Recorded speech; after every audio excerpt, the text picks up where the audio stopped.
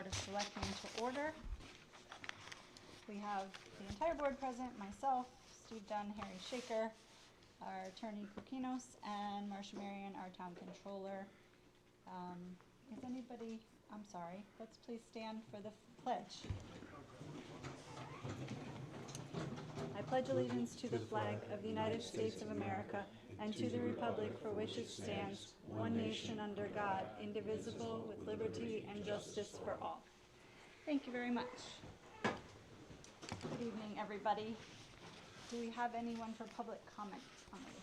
Yes.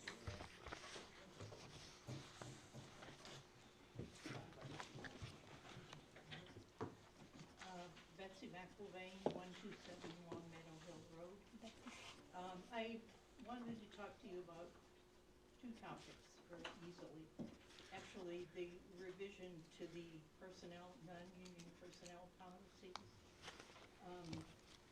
The document you included with the minutes, I hope it's not one that you're using to really work from, because there are no even numbered pages in that document. Yeah, we're going to have to. What was posted on the town site website only has the odd pages. So I think we're going to have to table that. Yes. Okay. Well, the other one is to say on behalf of the library board that we encourage you to appoint Frank Kwok to take the place of Kathy Lasser as a member of the board.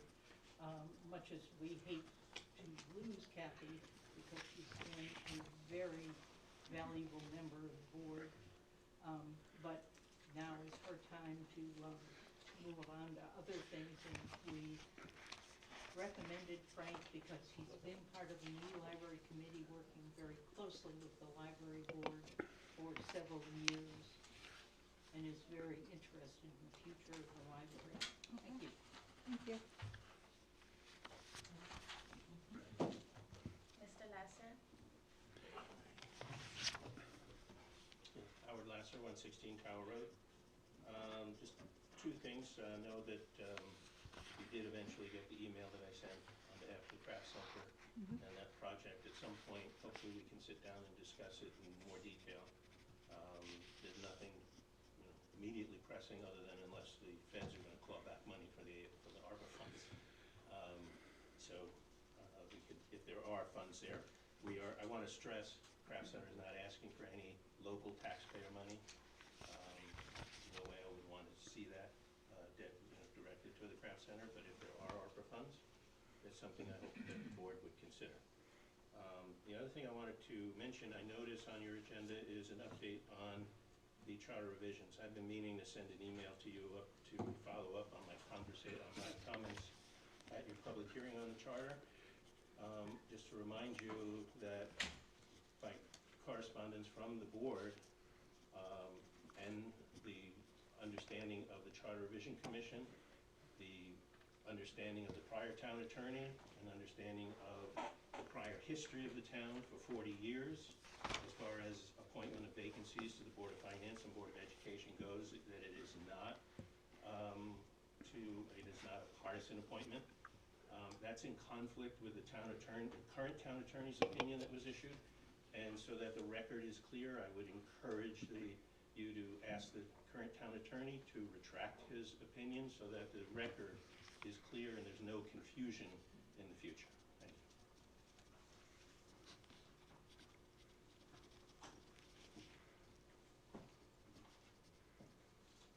Any other public comment? No. All right, moving along, we have Smart Power presentation up first. Patrice. They may call you Bob Wall. Oh, okay. Patrice. Welcome. Thank you.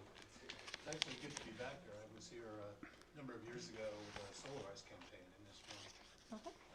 But my name is Bob Wall. I'm the Vice President of Smart Power. And is somebody controlling the... Next, please.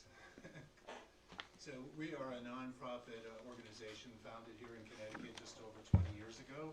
And we're now headquartered in Arlington, Virginia. However, I'm based in Fairfield and Patrice is in Wilton, so just down the road a piece. And our reason for being is we were created to become a marketing organization to promote energy efficiency and renewable energy.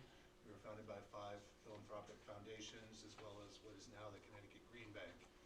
And we've been managing campaigns here in Connecticut, across the country, even in India, for those past 2 decades. Some of our previous programs here were the Clean Energy Communities, Neighbor to Neighbor Energy Challenge, and Solarize Connecticut. Next, please. So Power Smart is the name we've given to a campaign. It's a community-based campaign similar to Solarize. However, in this case, it's promote residential solar plus battery storage. The program is funded entirely by the U.S. Department of Energy, and we are partnered with Yale and NYU, among others. They're going to be conducting a study at the conclusion to understand co-adoption of solar and advanced technologies. And overall, we're going to be managing 28 campaigns here in Connecticut. We're currently working with Brantford, Cheshire, Guilford, Manchester, and Newtown. So this program is aimed exclusively at residential customers in Eversource and UI territory. A lot of the programs that we'll be discussing in our educational campaign are also available to commercial customers as well as municipalities, but our focus is going to be on residents. And we're going to be interested in talking to people who already have solar about possibly adding a storage system, or newbies who don't have solar or battery storage. And you can even get a battery storage without solar, but that's not going to be the emphasis of this program. Next, please. So this is in the MOU that we've prepared for you, but just wanted to in your packet. go over what Smart Power will provide to the town. This is a free 20-week campaign from when we get started, and we develop all the print and digital media and marketing materials. We've already started working with your Energy Advisory Board. We've created a customizable website that'll be featuring testimonials, media, and events coming up about the campaign. We hope to conduct several educational workshops, probably a combination of in-person and Zoom. And we'll be providing a wide range of consumer options. So unlike the Solarize campaign, which we did an RFP to select a single installer, you might recall from that, after consulting with the Green Bank, we felt that there were too many variables, so we're not going to be choosing an installer for Brookfield. Anyone is free to work with any installer they want. However, in order to participate in some of the programs, they have to work with a list of approved contractors, which is currently over 40 companies, and it's an open enrollment. And there's also you have to get the equipment approved because it interfaces with the utility. People are going to be selling their power to Eversource and get paid for that. So we try to do most of the heavy lifting for the campaign. So what we do ask, though, what you have before you is a simple MOU. Basically, this is intended to say we do agree to the campaign because we have limited time to complete these 28 campaigns. And we invite somebody from the town, whether it's a board member or somebody from the Energy Advisory Board, to appear at our kickoff event and welcome residents to that. We work primarily with the Energy Advisory Board, but also with Mr. Dombrowski to identify communications channels and possible event venues and local champions, people who already have solar, and maybe a few of them already have batteries. So we like to get them on board. They're usually good spokespeople about the equipment. And we try to promote the campaign through municipal channels. We're not asking for you to endorse any company or any products. And we'll have periodic check-in calls with your designated team. So we try not to take up too much of anyone's time, but we'll always seek your approval, especially on quotes in a press release and things like that. And just in case you're unfamiliar with battery storage, frankly, it already powers our worlds. We wake up and our toothbrushes operate off batteries, our cell phones and many other appliances in your home. More and more cars, lawn equipment are all being powered by rechargeable batteries.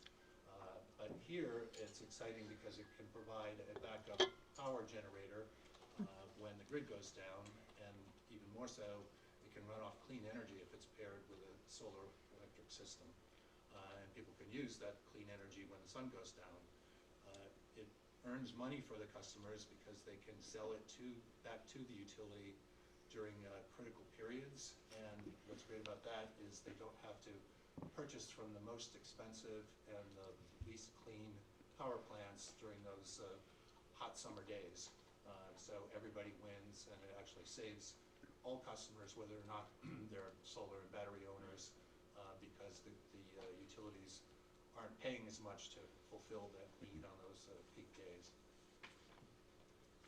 And this is just a simple chart to show what the options are. You don't have to join a program. You can purchase your battery outright, and you're free to do with it whatever you want. Use every minute of power that you've stored. Or you can enroll in a new program that's administered jointly by Eversource UI and the Connecticut Green Bank. This provides an upfront incentive to lower the cost of the battery and performance incentives for those days in which the utility is drawing power, mostly in the summertime, but also certain days in the winter. And both options entitle the customer to get a federal tax credit of 30%. So are you talking residential purchases or town as a system-wide? No, this is residential, although as I mentioned at the outset, the program does offer comparable benefits to commercial customers, which includes municipalities. So if you like what you see, maybe you'll be interested in getting some batteries for some of the town buildings. And also, I'm not sure if you are participating in Sustainable CT. This is a great statewide program, but they've approved doing a community energy campaign such as this to earn points under Action 7.7, and now they've expanded it to create it for the first time after 5 years a gold level certification status. So it's a good opportunity to earn points for that. So with that, I'll turn it over if you have any questions. I always have questions, sorry. No, don't be sorry. That's what I'm here. So how did you decide to bring this campaign to Brookfield? Actually, Brookfield invited us. That's what I figured. Not so much you or your colleagues, but Patrice and I were at a gathering of volunteer energy task forces from throughout the state back in October, and Henry Pietrus, expressed strong interest. He said, "We've done solar before. We'd like to do battery. It's the newest opportunity here." So we've continued a dialogue with Henry and that crew, and at your suggestion, we met with Greg Dombrowski to explain the program to him. So we continued to work, and Patrice, as you know, was up here at the block party Yeah, this it was weekend, great. and she had a great time. It was really fun. Yeah. So what percent of Brookfield is already using solar? Do we know that? I don't know the percentage. We could find that out and let you know. And how successful was that solar campaign when you were here last time? I think it was reasonably successful. We Every did campaign- about 25 properties, I believe. I can't recall. I think I was that's involved, but Yeah, I don't know the specific number, about 25 residences. I could look it Took up. advantage. I would say, some campaigns were, as few as 10, but others were over 100. Yeah. So it was somewhere, in the middle, especially with a town of this size. I think it was very Yep. respectable. So this kickoff, I'm assuming it'll be with the Energy Committee. It's an educational, what is the end state? Is the goal to get residents to purchase solar? And with the looming recession and everything else, how do we expect people to buy into this? Well, our campaign that is is the really expectation. education and outreach, and, we present the opportunities and the incentives to people, and if they're interested, many people have saved significant money by going solar. You just saw how astronomical the rates were in January. We've been told that they are going to come down a little in July, but historically they continue to rise, and solar is a great opportunity for people to save money. Batteries admittedly are an expensive piece of equipment, but there's more incentives now than ever before, both up front through the performance incentives that's paid out over 10 years, plus the 30% tax credit. So it brings it down to, it's in the ballpark of conventional generators. But it's also been proven to raise property values. So did I understand you say that if you got batteries, you would have a similar, not everyone, but a similar cost profile to installing a generator for your property? Yeah, I think it still might be slightly more expensive, but For solar batteries? for batteries, yes. Yeah. Than like gas and diesel generators. And how long do the batteries last? 10 or more years. I mean, the warranty. No, I mean in an event. Oh, it depends, and it's complicated. So I know it's apologize complicated. in advance, so you have to decide how much of your home you want to power. A lot Right. of people just want to keep the fridge running, Right. be able to The charge furnace, their the well. devices, lights, and so forth, whereas others want, more of their amenities. So people would work with the contractors, and they would estimate you need one battery or two batteries to do what you Okay. want. And specifically, you act as almost like a middleman, a marketing guy, right? You're coming, educating residents about it. Do you help them choose providers? Do you help them decide which? How does that work? Can you walk through a typical person's install, let's say, somebody's interested? Just Yeah. for our residents so they know? I think we're involved more on the upfront side, providing the education through workshops and other educational materials that Right. we'll be preparing. We do have technical advisors on our team that can answer questions that are beyond my pay scale. Okay. I'm not an engineer, but they would work with the contractors, and they could always ask questions of both either the Connecticut Green Bank or Eversource, because they're the ones administering the programs for Eversource is doing both solar and batteries. Right. The Green Bank's now only involved on the battery side, but they were the ones who Right. started the solar program. And do you as an organization vet these contractors so residents have some confidence they're dealing with good contractors? Yeah, we personally don't vet them, but the Green Bank and I presume Eversource and UI have vetted the contractors. Okay.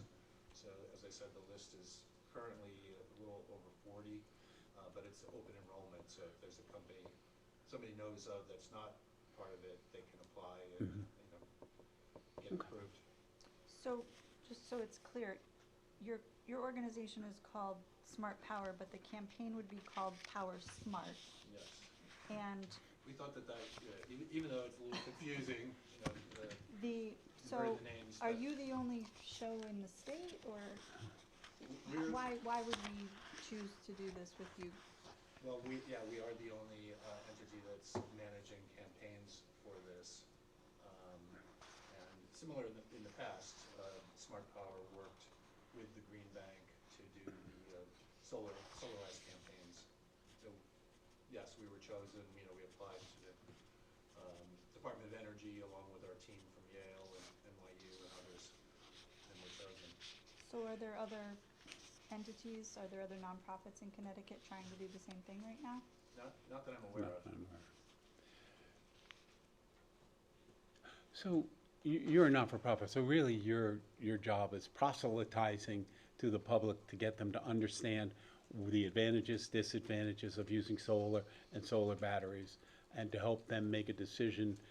Does it make sense for us to do this as individuals, as a resident? Yes, we're pretty purely educational and marketing. Right.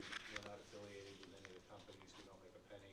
And for the record, you don't make any money off of any of these systems, you don't? No, we're not affiliated with Right. any contractors or equipment Right. manufacturers.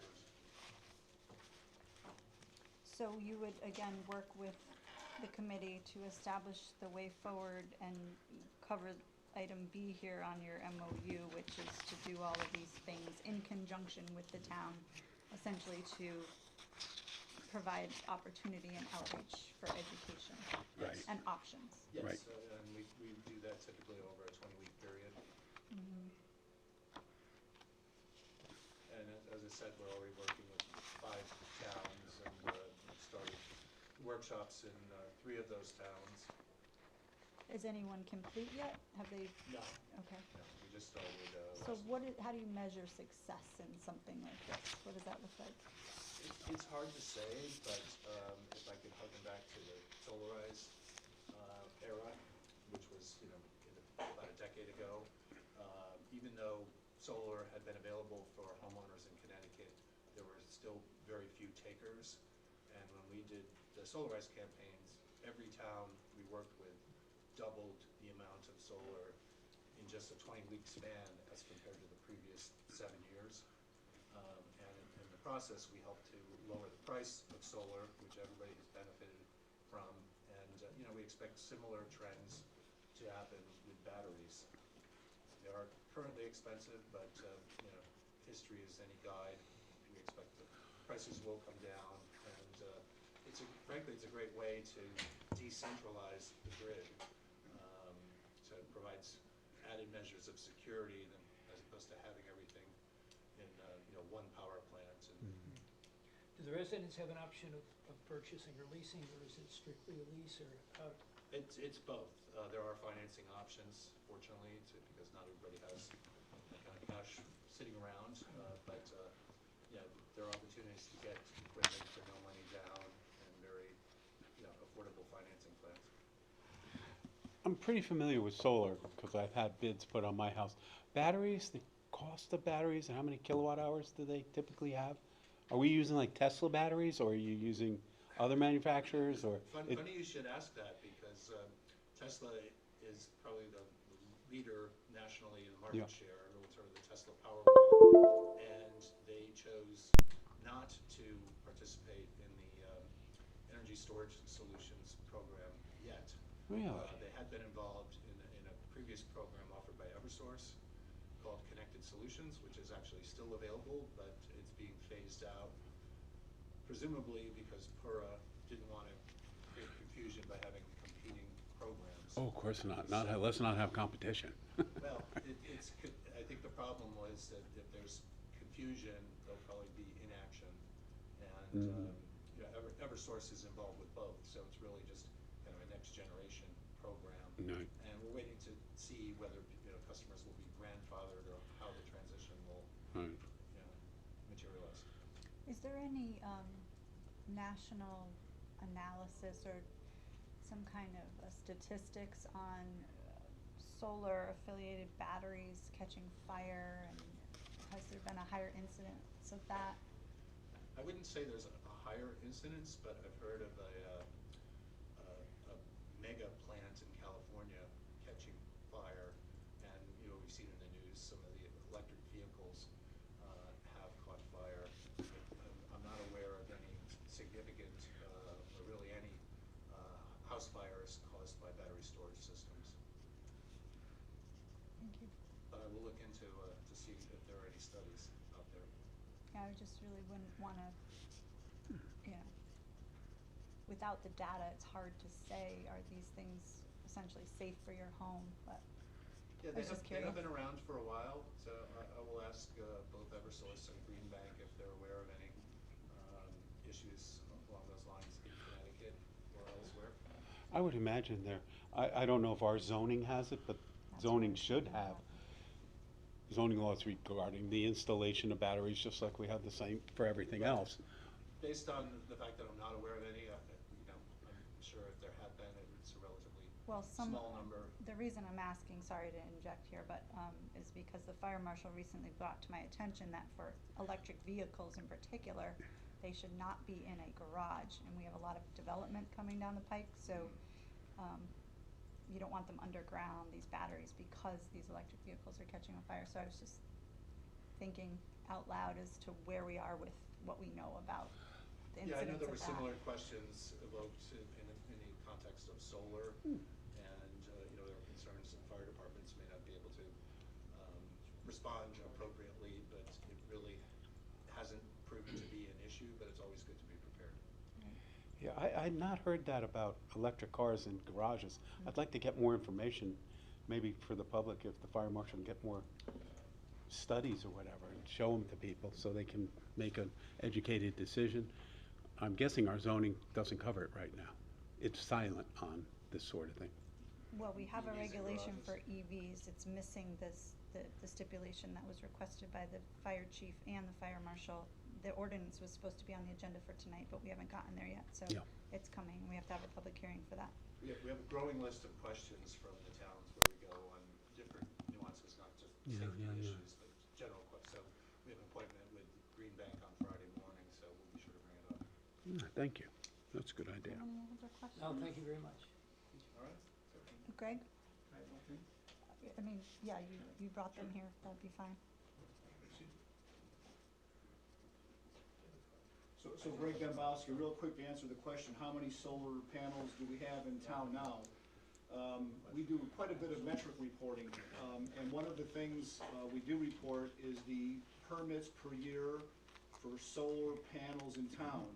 And since 2016, the range has been, I believe, 18 to 25. So 20 to 22-ish per year since 2016. Mostly roof mounted, very few ground mounted. Thank you.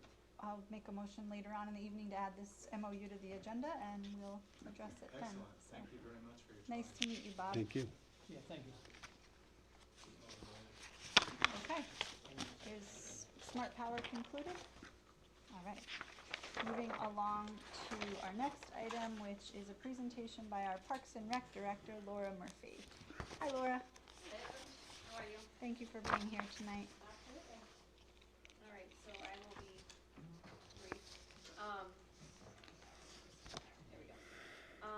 So this is regarding our tennis court at the Brookfield High School. We received a quote back from Land Tech, who quoted the baseball drainage project at $1,116,056, which exceeds our current budget for $220,000. I received quotes for the VHS tennis court reconstruction, which came in at $591,350, which also exceeds our budget of $466,560. Given that we do not have enough funds for the drainage project, and the field has been as such for over 20+ years, I would like to move the $124,790 from the baseball drainage project over to cover the cost for the tennis project, so that we can complete the reconstruction, which is very desperate right now. And we discussed that this is feasible because both of these budgeted items were through bonded capital items in the same year, so we are able to shift those funds so long as we have the correct approval. We discussed this just so that we were courteous with the Board of Education to make sure that everyone was on board. They agreed, as long as Board of Finance, Board of Selectmen was also on board. So these courts have a 20-year guarantee, which will cover us for quite some time. So we can at least plan on that for our 20-year plan and have those prepped when we need to. They will also be lined for pickleball. So that will help with the curriculum of the high school as well as the high demand for pickleball players in town. Well, so, What? No, go ahead, no, go ahead, Harry. When was this 220K? Was that, how long ago was that we said we were gonna? 2022. Was that 22 or 21? 23 was the year, the bond year, 23. Yeah. So, And I'm just trying to figure out how it multiplied 5 times, if since the last time we addressed this. How did eggs multiply? yeah. Not 5 times. Well, I'm not sure. I'm not sure if that was something that my predecessor was just given a random verbal quote on, and that's what was just kind of pushed into the budget and as a placeholder, but it's significantly higher after we got the plans back. also, just if you could elaborate a little bit on the company, because they'll be the ones doing the Yeah. track the day after graduation. Exactly, Now that the so- budget's approved. Right, on June 19th, we are starting the reconstruction of the field and track. So that's the front field of the high school, and that's the same exact company that we'd be using for the tennis program as well, or the reconstruction as well. And So, were you able to secure a 10% discount? I was honored.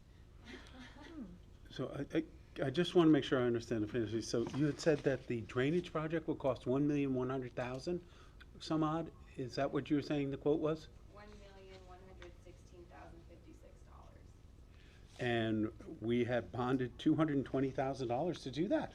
And the history of that is that the previous Parks and Rec director put in a number. Right. And then an engineer said, no, you really need engineered plans for that. So then the number got a little bit higher. In the year the budget, at the time this year's budget was passed, the engineer's report hadn't come back yet. And so the prior director thought, oh, it might be a little bit more, and asked for another 30,000, just a guess, Right. to say that we're probably going to need more money. And apparently it was 800,000 more, because in the last few weeks the engineered plans have come out, and I believe it's the engineers that are estimating this 1.1 million.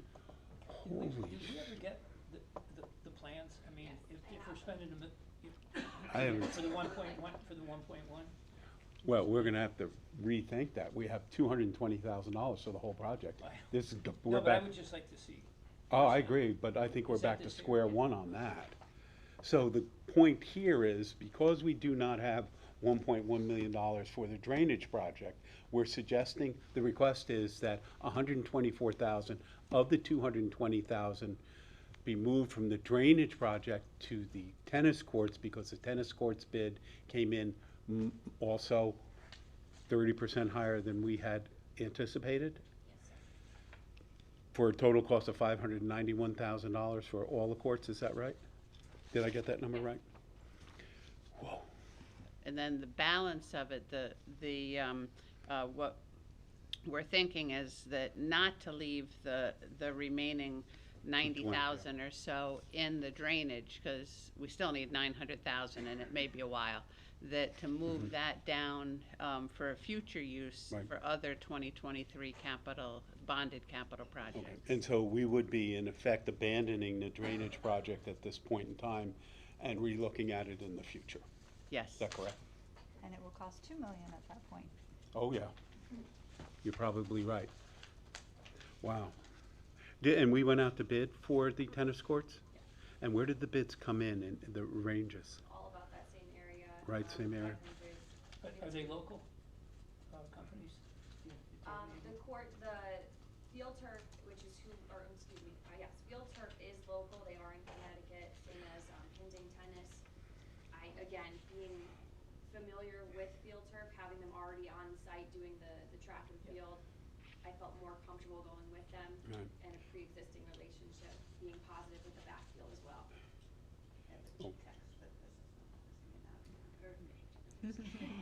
We're gonna have to start all over, and you've got to start from scratch one. And Field Turf, if I remember correctly, that is the firm that did our courts at Cadigan, right?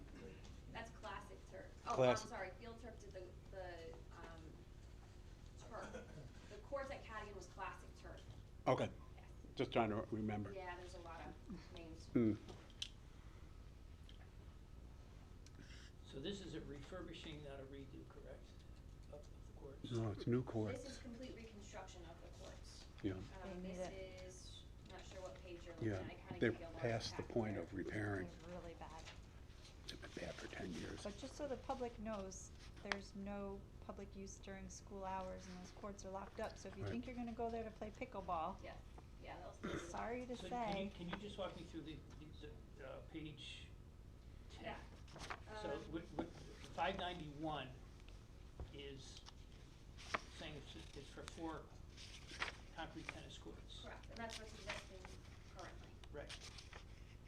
And the 2.8 million is what? Underneath it. I'm sorry, I'm trying to On find page zero. 10, the revised contract total.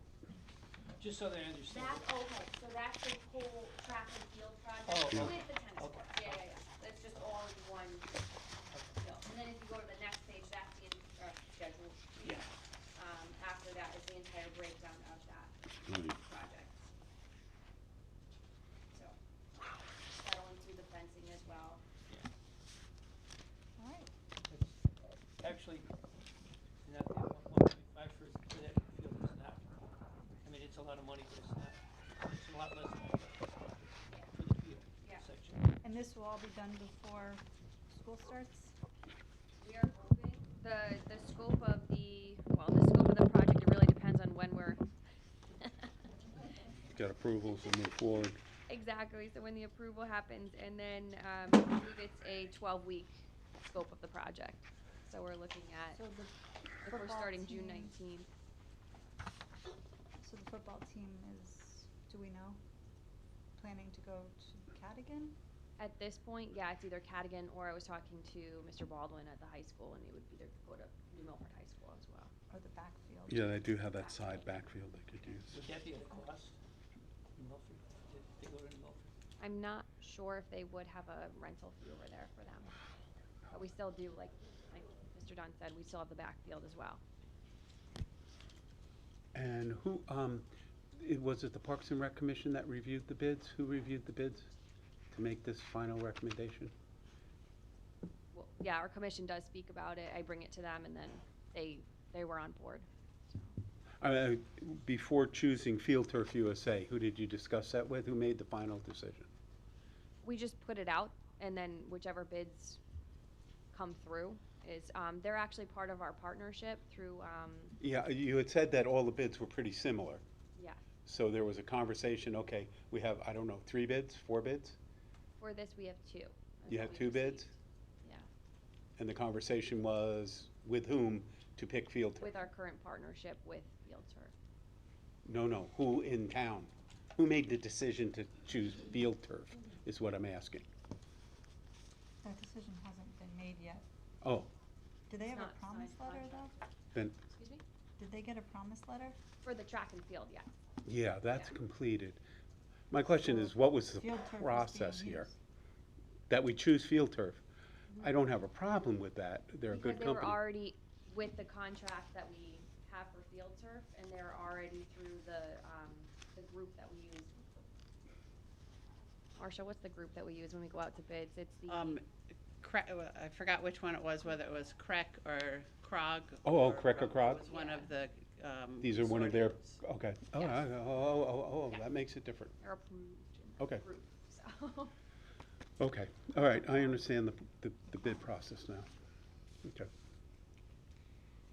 Do you have any other questions about the track Yeah, and tennis I, courts? I'm on board with this, but do we have any idea how the baseball and softball was affected this year by drainage? Do you have any idea if they lost, if they were able to use the fields, was it? Most of the season, they were able to use Okay, it, good. yeah.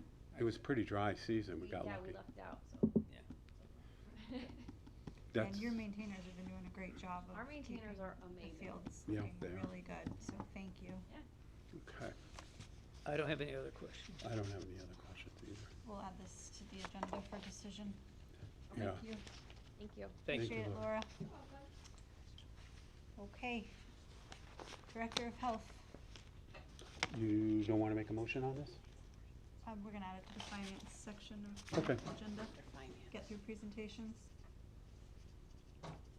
Yes, please. Which item should we go first? We have the farmer's market policy on the agenda first. Okay, sounds good.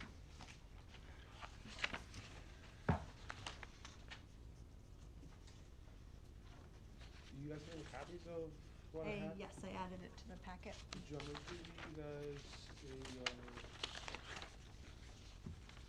have a copy? That's a, Yeah, I've got that, I've got it. it's kind of. Oh, but you there's updated it? additional- Yes, there's Oh, additional. okay. I changed just a few minor things. Okay. Thank you.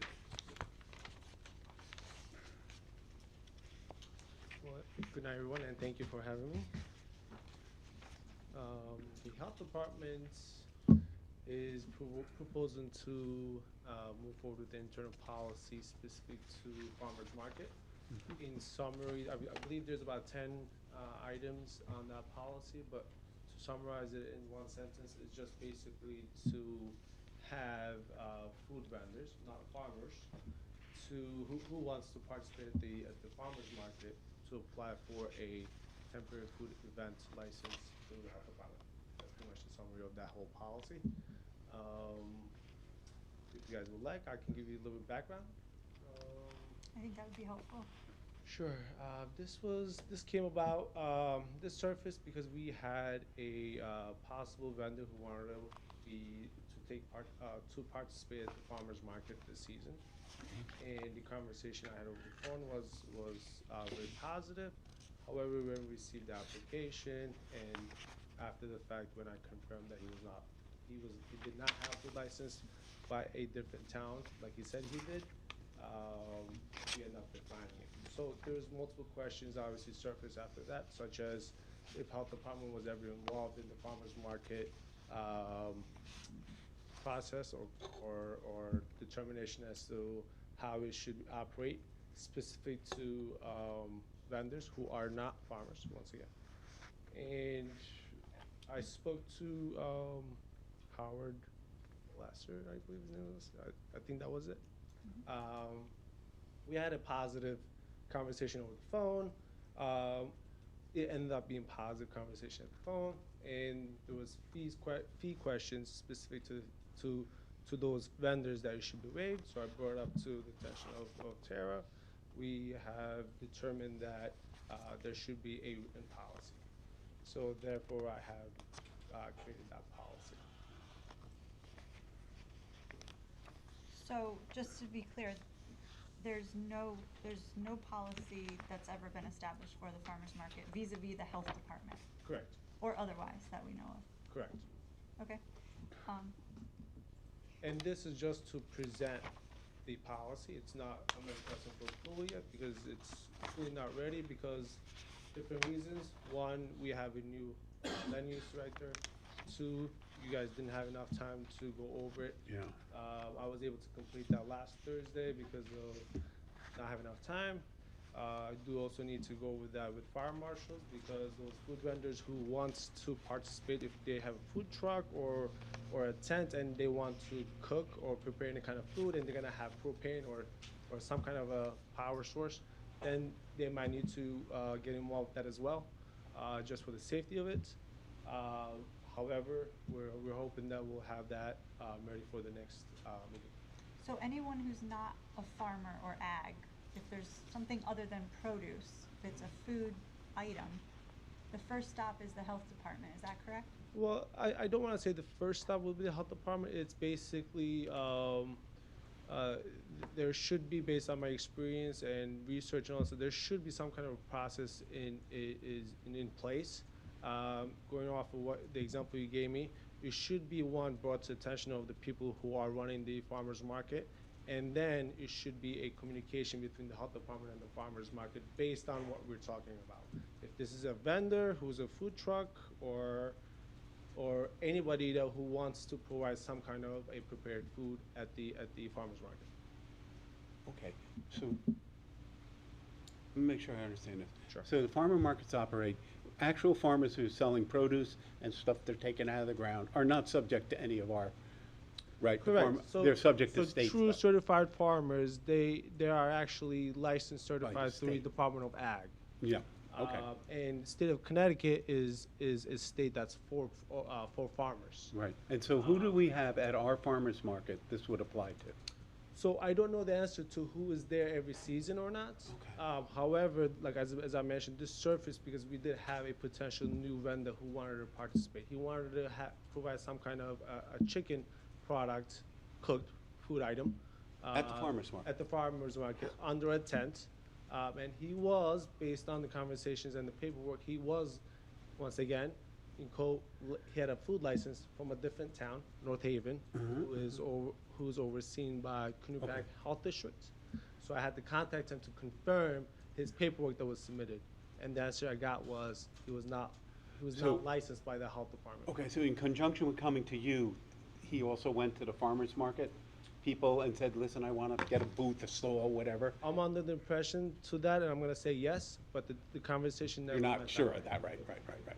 But So- there's other food vendors, right? Like people who sell breads or, Yeah, so if there's people selling bread, for example, Yeah.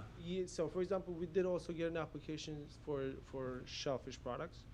They operate out of Bethel. Is the and clam they lady do good have with a that? license from a local health department, Bethel Health Department. Okay, Based on my research on them, they are a wholesaler, and Depending on how they want to move forward as a wholesaler, because they operate in town of Bethel and it's not my jurisdiction. However, I'm assuming they might have some kind of direct involvement by providing some food or shellfish products to the consumer directly.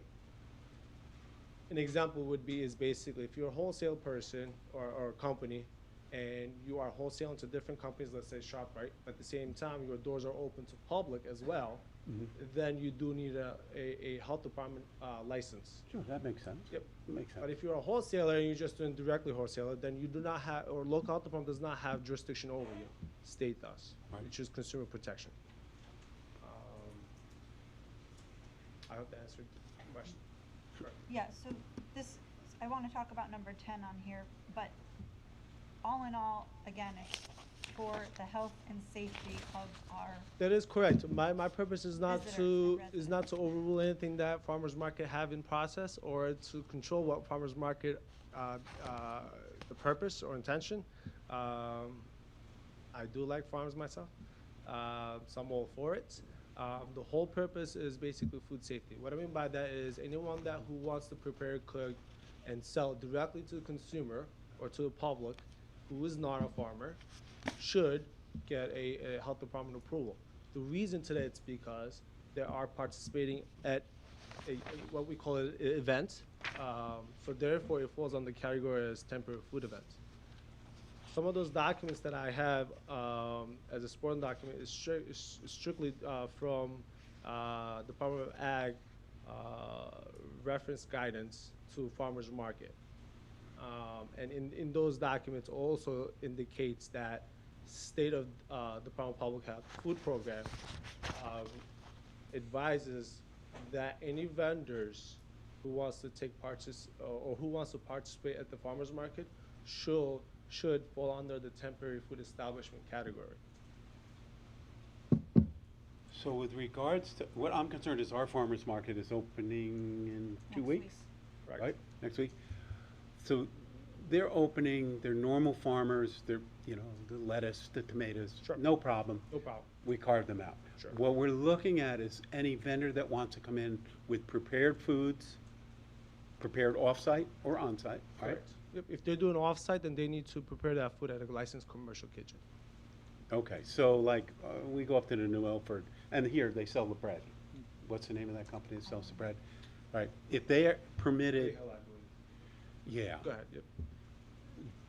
So do those companies who are licensed by Connecticut, like there's one, it's a bread manufacturer, I Yep. forget the name. They're at New Milford, they're at everything. Do they need another permit here in Brookfield? Is that what we're saying? If they are not categorized as a farmer, and they do not have any involvement with the Department of Ag. They wouldn't be a farmer, right? Yep, correct. So technically, it should be. If there are, however, there are specific rules under the food code, not the farmers market reference. If it is commercially sealed and packaged, then they can also. The code is not very clear on that, but it does indicate that they may not need an approval from the health department. So it's a case-by-case basis, is what Case you're by saying. case, exactly. Determining on what food items we're dealing with, and if it's commercially prepackaged or sealed. Right. and So if if somebody it's- wants if to it's sell not- ring if- dings, If it's not falling in the category as TCS, which is time temperature control for safety right, food right. products or risk factors, those details important as to how we want to move forward and of making the decision. okay. so if a farmer has lots of leftover zucchini and then turns it into zucchini bread and sells it, He's they screwed. should come through you. Correct. So the reference to that from the reference from the Department of Ag, it does say clearly if any processed food, and processed it could be as simple as you have lettuce and you wash it, that means you processed it. Or if you just cut it, that means you processed it. It goes as simple as that, as definition of process. Okay. However, the law does give me or provide me power to take it case by case. What I mean by that is if somebody is who's a farmer who's washing his lettuce or cutting it, preparing it for the customer, I'm not gonna go on, Yeah, so I'm concerned about our farmer's market, because it's really popular. We don't want Sure. to stop them. So they can still open, they can still do their thing. My suggestion would be to have a very substantive discussion with the people managing it, right? Certainly, Betsy and that's also Kathy. one of the reasons why. Make this sure is not- everybody's on the same Correct, page. and that was also one of the reasons why I'm not looking for approval, because Yeah. there's so many different missing links because of the timing of it. Well, Um, if I understand this correctly, this policy is really just following state law. That's pretty much it, and that language was also kind of referencing to that guidance. Yeah, along yeah, with yeah. There's few things that's different, is basically the Department of Agricultural Market, Farmers Market reference or guidance. It pinpoints the previous food code, which is B19-42. That's not the case anymore, because state just adapted the FDA code. Oh, okay, And number 10. yeah. And obviously fees. Yeah, so number 10, I can go a little more in detail. There is a chart that I had created based on what surrounding towns do charge, okay? And I was just trying to be fair, just stay in the middle. However, that is, as you know, we can decide on that. If it's too high, we can lower it. If it's too low, we can higher it. But I think that all those details should be determined after we meet with the farmer market coordinators or committee, all those details. I have one question. So number 10, the license is simply allowing them to come and set up here, correct? Correct. Someone's coming with eggs or something where they would need some type of insurance, health insurance. Does that come through us or the state or? So when you give the example eggs, if it's a farmer, Yeah, then no, we don't get involved in it. okay. Then they can just, set up and Okay. coordinate that with the farmer. But if someone has a coordinator. processed food, However, if we have somebody from outside town and they have a food truck because they have the best tacos in the state and they want to promote their business or make income, whatever the case might be, and they want to take participation. they would in our have to farmers show a market, proof of They have health to, insurance. yeah, they have Okay. to provide some kind of proof. One, they're licensed. Two, their personnel is also certified. Right. So that's also another requirement which I added is basically based on the risk factor of the menu items. There need to be a certified food managers. Previous code did not really reference that, but the new code, anybody who wants to participate at a temporary food event, and their menu item at category risk 2, 3, 4, then they need to have who is a person certified on site. Previous code, it was not a must, but this current code is a must, which And is that's going to be challenging. vendor's responsibility. I'm sorry?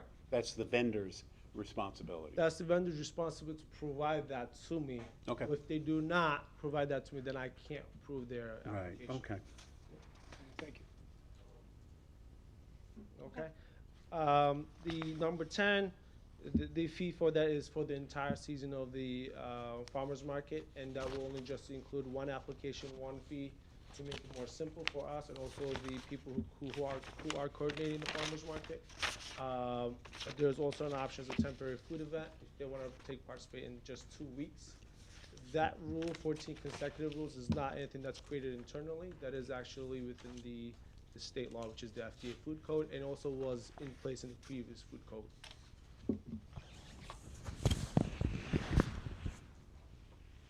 Thank you.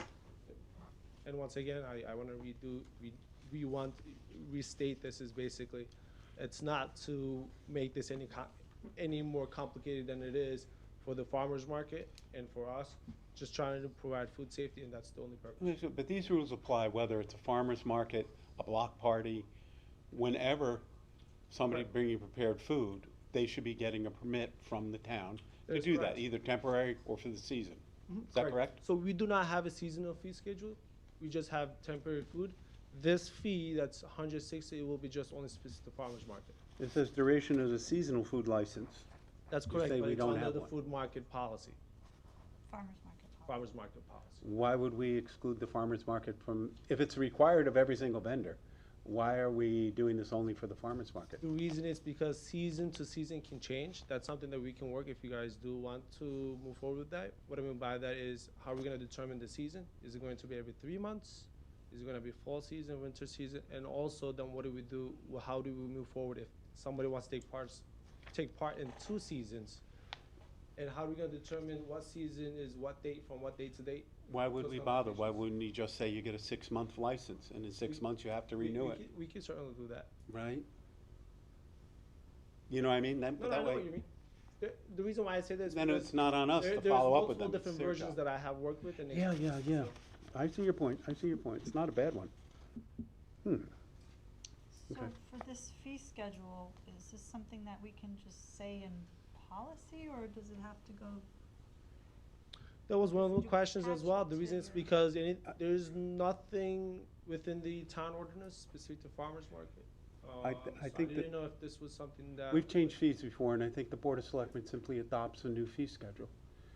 Through an ordinance? It's usually a change to an ordinance, though. I think that's what That Oh, costs a lot yeah, of it money. could be. we've looked at, a lot of the fees have been thought we codified in took the 'em. ordinances. So Yeah, I don't know thought if we, this- though, changed a lot of the ordinance to read fee schedules as set by the Board of Selectmen from time to time. I can look at that. I have not looked at this specific, That's fine. situation, but I'm happy to look at it. So we But as don't far as have to adopting the change an policy, it's- ordinance. I also was thinking to send you a copy of this after we Yeah. kind of meet with everyone. Yep. And just to have it run by you. as Yeah, well. happy to look at it. So, Yeah, I appreciate all the work you put into this, Aaron. I Sure. think it's important to just make sure we're getting it right. And Yeah, yeah, I agree. That's all. So Dennis, you're gonna check and see what the ordinance Yeah, I say will. about it? I will. And if there is no ordinance, the Because- question will be whether or not we've got to do an ordinance for the fee schedule, or if it could be incorporated in the policy. Yeah. Okay. Sounds like that would be the question, but I'll run back with you. And then I can coordinate some of the meetings and all that stuff and Okay. Super. you guys on board. So we still have a little work to do on that. We do. Okay. Because of the time, and we had a couple of emergencies within town the past couple of weeks, so the time wasn't there. Right. Just being honest. Yes, we did. Okay. Any other questions on No, the I'm fine. farmer's Thank you market? very much. No. So moving on to the swimming water protocol. That is correct. You guys have copies of that too? Yep. Okay. I did change a few grammars that I looked at last second, but I did give you guys. All right. Copy of the fees policy that was approved by, Yeah, we see this. so the second page is the previous policy, this is. Thank you. the new version. So there's a little bit of history behind this as well. Our, Park and Rec, Department Director did raise a question as the fact that, how we move forward during, rainfall events. If we have any policy, any rule to, close the swimming waters after a certain amount of rain in a 24 hour given period. And the answer to that was no. And there should be. And the main reason is basically when there is tremendous amount of rainfall within the 24-hour period, then there is a more risk of the swimming water being contaminated. And the main factor to that is basically runoffs. So therefore, I came out with that policy added onto the previously approved policy. Therefore, I believe, if I remember correctly, an inch of rainfall within a 24-hour, we will close the swimming beach for 1 day. 2 inch 2 day, 3 inches will be 72 hours. Oh, so this is preemptive. So we've had a policy in the past that if we get high levels, we shut the beach. What you're saying is we're gonna be preemptive here in this policy, and if it rains 1 inch in 24 hours, we're closing the beach. Correct. Until it's test positive. Or 2 inches, Well, yes, if there's a Over rainfall the event, GAL. an inch, 2 or 3, we Right. will close it based on the amount of rainfall.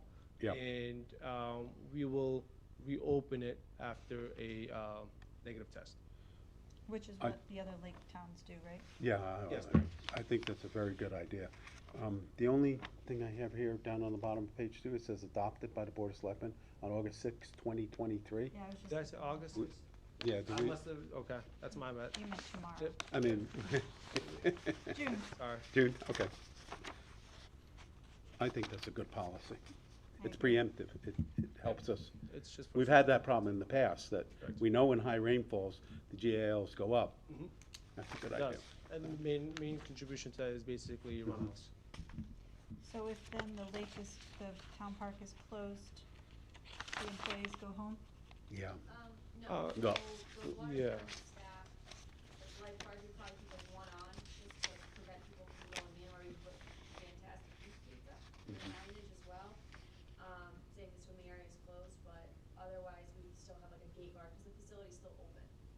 go swimming. And we would get people swimming when they shouldn't be, because they don't That's care, correct, even if you and put that up right. policy does also indicate the fact that if the beach is closed and people want to still utilize the park for whatever reason, but not entering the beach water, then that will be Yeah. allowed.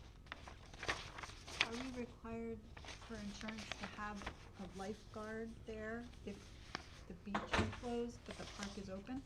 I don't believe so. I can look into that though. Just curious. We could I check don't- with I our don't insurance think so, company, because but as long as you have signs posted that say no swimming, and we already have Right. the signs created that we can put out, you're pretty much covered. Yeah. But I'll double check on that. Yeah, that's kind of like is considered a consumer advisory, meaning that the public that's on the beach is notified by that sign to not enter, and if for some reason they do run into it, for whatever the reason might be, that will be kind of their own risk. Okay. Do you all have any other questions for Aaron on this no, policy? no, No. All right, fine. I'll add it to the agenda for updates. Thank you, Aaron. Thank you. Appreciate you Thank you. being here tonight. Okay, moving right along. That concludes our presentations. On to announcements. Coffee with the Community next will be held on June 24th from 9 to 10 at Jester's at 331 Federal Road. Everyone is welcome. I will not be at that meeting. For our vacancies on our boards and commissions, we have one vacancy on the Arts Commission, two on the Energy Advisory Board, 2 alternates and 1 regular for Inland Wetlands, 1 for the Housing Authority, 3 for the Still River Greenway, 2 alternates for WPCA, 4 for the I think it's 1 for Economic Development, and 1 for the Library Board of Trustees. I'd also like to add to our announcements that our block party was awesome yesterday. If anyone had a chance to get out there, I think the weather ended up being like perfect. It wasn't too hot, it wasn't too cold. Felt like fall though, but great vendors and music and food and drink, and just great to be with everybody. It was fun for the kids, it was fun for adolescents, and it was fun for seniors, so fun for all ages, but it was awesome, so thanks to everybody who put that together. And then similarly for our late Memorial Day parade that was sponsored by the Lions Club, that was another awesome event for those of you who were there. We actually had the Governor's Horse Guard back this year, and then just a plethora of different floats and groups and the kids and marching bands and things, so it was awesome. Thank you for being there. And then I just wanted to say it is the season for graduations and a lot of good things happening. Tomorrow night is the Wiskaneer Moving Up ceremony, so congrats to the families that will be celebrating the 8th graders becoming high schoolers, and then for the high school graduation. So congrats to the seniors who will be going on to bigger and better things beyond our Brookfield boundaries. Or not, staying here, that's great too. That's it for announcements. As far as correspondence, I'd like to make a motion to add beyond what is listed here. There were a couple that didn't make this agenda, so can I recommend a motion to add 3 items. Howard Lasser's email dated the 24th of May, 2023. Andy Correa's email dated today, the 5th of June, 2023. And Cassie Lasser's email dated today, the 5th of June, 2023. I'll second. Any discussion on those additions? No. All in favor? Aye. Aye. Over to Marcia for our monthly financial update. All right. Do you want to start with the tennis courts so I can Oh, sure. or leave the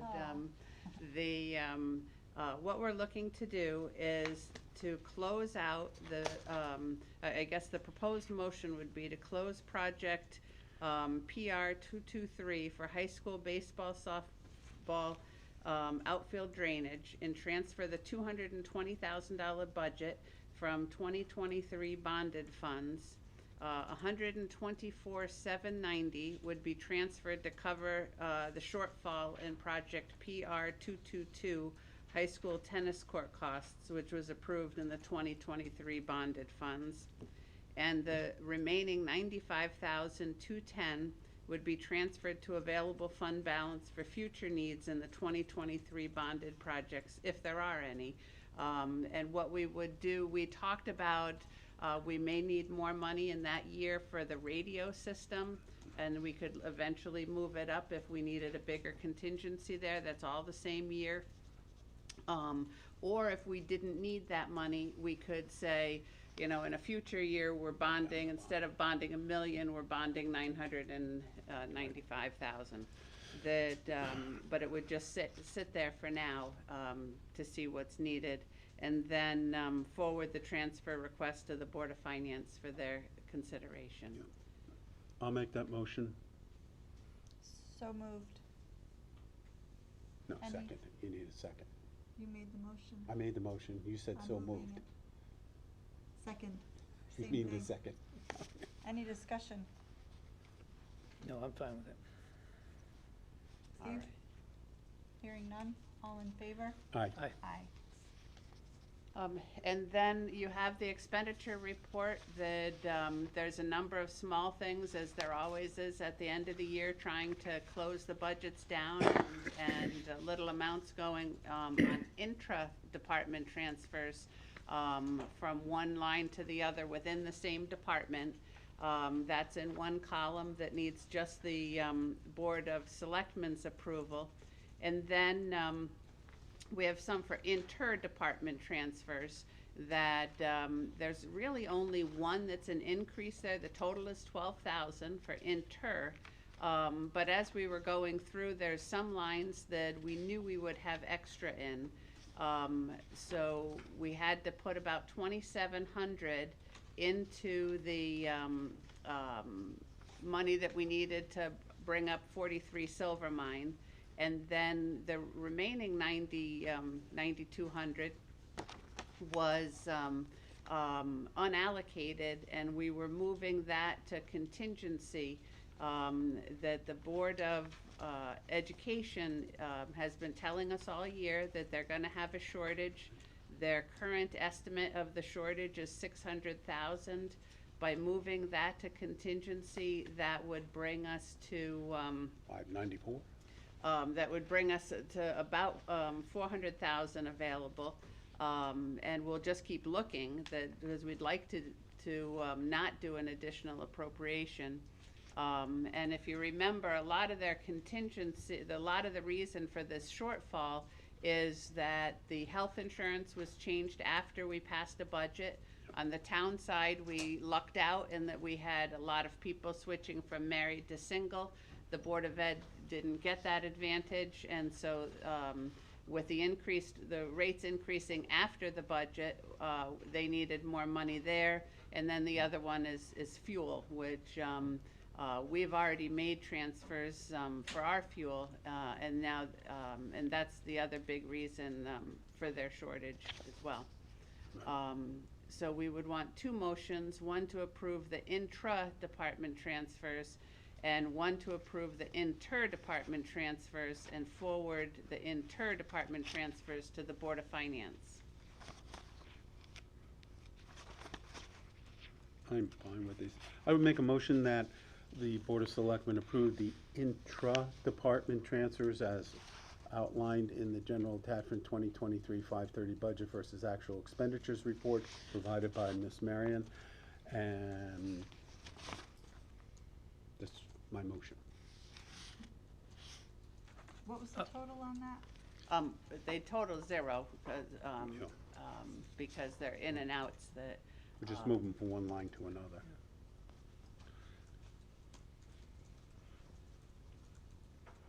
Intro. Did you second that, Harry? I'm sorry. Yes, I'll second it. That was intro. Intra, yes. Any discussion on the intra-department transfers? No. All in favor? Aye. Aye. What say you, Mr. Shaker? Yeah, aye, yes. Okay, inter, what's the total on that? 12,000. 12? The intern is 12. It's a lot less, so I did add it up, and it's 12 going in and 12 going out. Yep.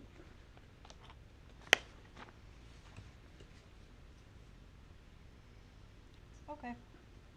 Make a motion to approve the interdepartment transfers as shown on the attachment as provided by our controller and forward to Board of Finance for their vote. I'll second that. Any discussion? None. All in favor? Yes. Aye. All right, and then I didn't have it in time for the agenda because it was the first of the month and we hadn't gotten all our journal entries for interest and stuff posted, but you did receive tonight the revenue report. It's a little bit better than it was last month, no big surprises. The two biggest changes are interest rates continue to rise, and we're getting the benefit of that. And then the other one is we received a large land use fees that, in May, and I reached out to Demi to find out, just today, to find out who specifically that was. The only difference, the reason why it would matter is, it's $135,000. Is it something that we budgeted for in next fiscal year that we won't get next fiscal year? So, I'll find out who that is, and it may just be the timing of a payment, and ideally it's a payment we weren't expecting at all, but I've reached out to him on that. But that's the only change in the revenue, significant changes in the revenues. And then the only other outstanding item is ARPA.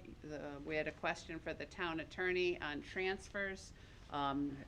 What approval was necessary, since they were approved project by project at a town meeting. And you tabled that last meeting, and we talked about it tonight, and he's gonna get back to us on that. Okay. Any other questions on finances? That ARPA balance is like $224,000. 224, but the last the Board of Finance talked, they were going to add that to the 200 and some odd thousand to the money to balance the budget in a future year.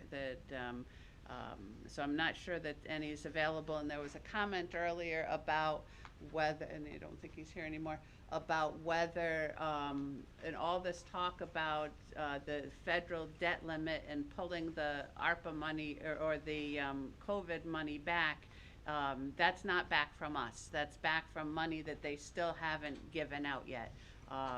There's nothing out there to say that the money that we have for our ARPA funds, even though it's not spent, there's nothing to say that that is in jeopardy at all. Thank you for that clarification. Okay, so no action here. Correct. All right, thank you, Marcia. Moving along to our new items, we were going to address the HR rules and regulations, but Betsy pointed out that we're missing pages.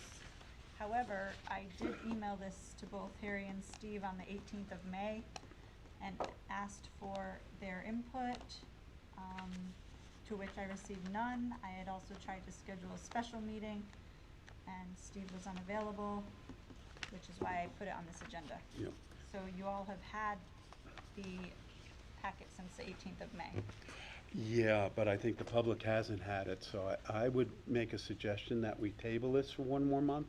I did review the 92-page document. The main comment that I had, I'm fine with most of it, is that in many places in that document, it says the company shall do this, the company shall do that, and that should be changed to the town. We're not a company, just to be clear. I'm not sure what the rule is if we're missing half the document on a posting 24 hours ahead of time. No, the full document should be posted. It wasn't, though. That's what I understand. So we should We should table table it. it. We should table it. Yep. Okay, Okay. I agree.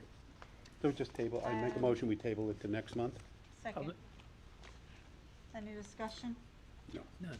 I would just say that I would really encourage you to take a good hard look at it, because I looked at it, Any seemed other changes? Also, pretty the last time straightforward. it was updated was 2014, I believe. So we're coming up on 10 years of just another policy with no movement. So let's get it done in I did July. have one question on that. Our council, our personnel council has reviewed it, right? And nauseam. And done audit, right? All right, I thought so. Okay, Any further discussion? no, All in favor? aye. Aye. Okay, item B, amendment 18, this is just to clarify compensation with regards to pension plan. So, That also wasn't attached. right, but Harry and Steve have it, so if it's not attached to the packet, I think you still have to table it then.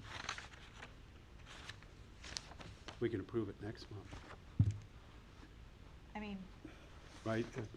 Again, if it wasn't attached.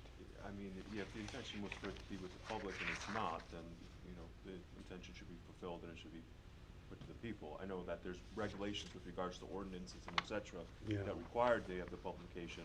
I'm not aware of any specific rule or regulation that we have requiring these types of policies, but again, if the intention of the board is to have this in the packet and given to the Mhm. public, and then it should be tabled. so what does the public have to do with our policies? According to the charter, the Board of Selectmen review policy. Yeah, but we work for the public and they have a right to look at everything and to weigh in. Somebody, if they had seen this policy and didn't like it, they could have come to the board this evening, made public comment, and perhaps That's changed fair- our mind. That's fair enough, but I'm Right. just suggesting that I'm sure throughout history, not every single item has been attached to an agenda. Yeah, Oh, and listen, yeah. I mean, and a couple things, I mean, the issue was on the agenda, so if somebody wanted to look into it, they did have notice that it was on the agenda. It's just a matter of what the board wants to do as far as moving forward. So, Yeah. if I could, just since you all have it in front of you, there were 2 items, just for clarification, there's no specific change, it's just clearing up the language, to clarify something that had been vague in the past. So where it says in this first paragraph, the last sentence, for the avoidance of doubt, and then the second to last paragraph, same thing, for the avoidance of doubt, those are the 2 areas, where clarification was necessary, and our controller and our director of HR both agreed that there was room here for some clarifying language. I mean, I understand what you're saying, Steve. If it was Yeah. something that we were changing a policy or it's really just a clarification. So, Yeah, I was unsure what the Yeah. difference was, Yeah. because I I didn't mean, look we at the. can table it, I'm No, fine no. with that. I don't think mean, there's I any see it need to- both If that's a ways. simple change, this is a clarification, I don't think anybody would be upset, and if they are, they can come back next month and we could have a discussion. I would say we can approve this, right? Yeah, it's not a requirement under FOIA Yeah. or under our regulations Yeah. that the entire policy be attached to the minutes, but I understand. The process overall has goal of the been- Board of Selectmen is to be as open and honest and transparent as possible and to have everything there so people can Whatever look the at it. rule is, it is, but Okay. my understanding is that it's been, usually the history has been that it's attached. Yeah. If that's to stay consistent, if Okay. that's what the board wants to do, they can do that, but it is Right. not a requirement under FOIA or anything else under the regulations of the town for Yeah. this policy to be attached to the agenda. Yeah. What's required is enough notice in the agenda as to what this board is going to do. I Right. think the agenda did that. Right, okay. why don't- For that purpose, I'd make a motion that we accept this change. I'll second. And discussion, I will just say that similar to what we just talked about with the policies for HR, the personnel policies, Pat McHale also looked at this. Okay. Any further discussion on Amendment 18? No. So I'd like, wait, who made the motion? Who made the motion? That we Steve. approve? I made the Steve. motion, you Okay, seconded. Thank you. All in favor? Aye. Aye. Updates. Oh, I'm sorry. I'd like to make a motion to add the MOU as provided by Smart Power to the agenda. I'll second that. Item C for new items. Any discussion on adding the MOU? No. Which I have now misplaced. All in favor? Aye. Okay, so have you had a chance to look at the MOU? Yep, I did.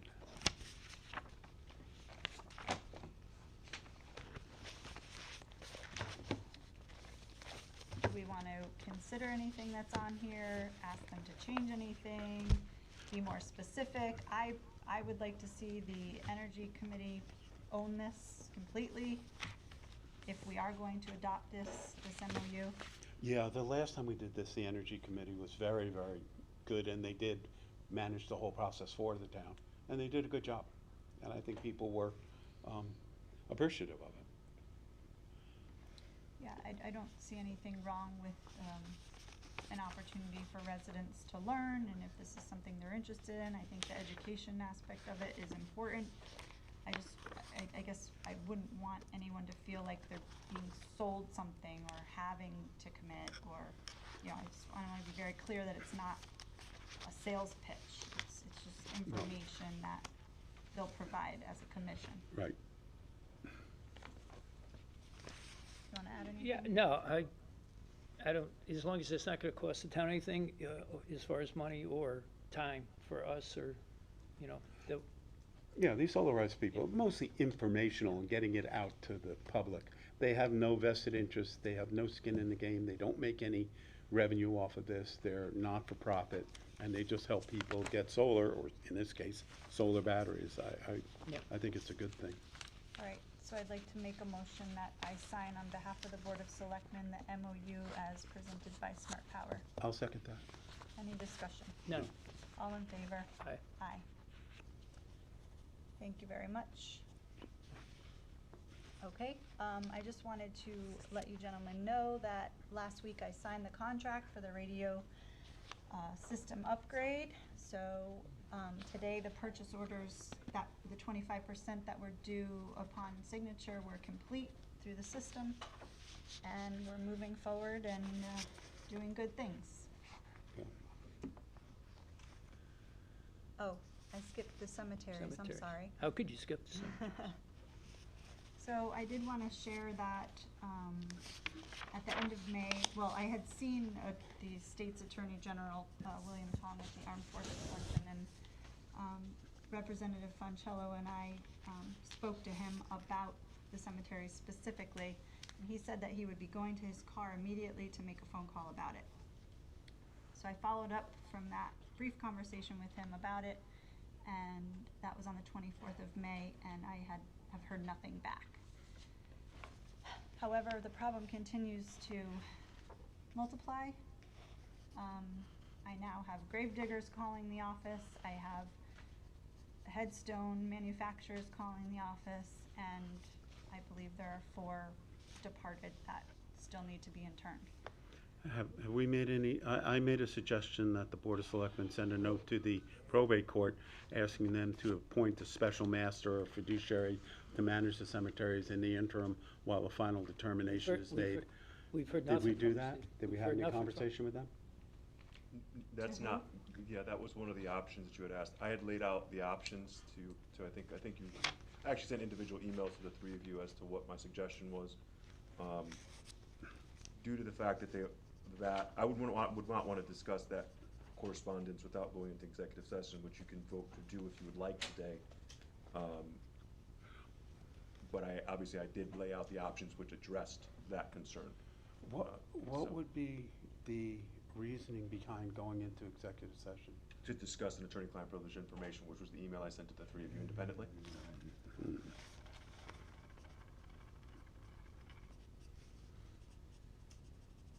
Do we happen to know if that case made it to the Superior Court yet? It's there, nothing has occurred. When I checked last was Thursday of last week. And did you hear anything about the meeting they were having today? No, I haven't heard back. I'm gonna give Jeff a call tomorrow. I haven't heard. Okay. I also received a phone call to which I asked Cynthia to relay to the individual that they should reach out to the Cemetery Association. That seems to not necessarily be entirely defunct, because I've driven by looking for maintenance. It seems to be maintained. I'm not sure what's happening there, but these individuals were interested in volunteering their time and talent to be on the association. So I said to Cynthia, please put them in touch with Mr. Nolan. Yeah, that's a good idea. If they have made that contact, I don't know, but I think that it would be a first great step in the right direction if people could come back to life and reinvigorate that association. Yeah. No pun intended there, but. Okay, I don't have anything further on the cemeteries. I'm not ready to go into executive session to discuss that. I'm not either. And then as far as, I'm gonna just rearrange this because Ledges Preserve, I just wanted to reiterate, it was in the spotlight. I posted on social media that the state granted the, Northwest Connecticut Land Conservancy $325,000 towards the purchase of those 45 acres to preserve in perpetuity. So that's fantastic news. I'm excited to hear how we're gonna get that done, and I thought it was worth mentioning on record. So the two items for updates, the big ones, are the charter revisions and the salary study. But before we do that, I'd like to make a motion that we approve the awards for the 2023 Neighborhood Assistance Act that we had in our public hearing earlier this evening. I'll second that. Is that on here? Oh, I guess I have my note here. I would need to make a motion to add that. Yeah, I thought motion to that's add what it, and we're then doing. we approve it. I thought that's what you, Okay, We're can done. I get a second? I'll second that. Any discussion on adding that to the agenda? None. All in favor? Aye. Aye. Okay, so now the motion would be that the selectmen approve the neighborhood assistance state program proposals as submitted by the Regional YMCA, Western Connecticut, and Westcog Foundation.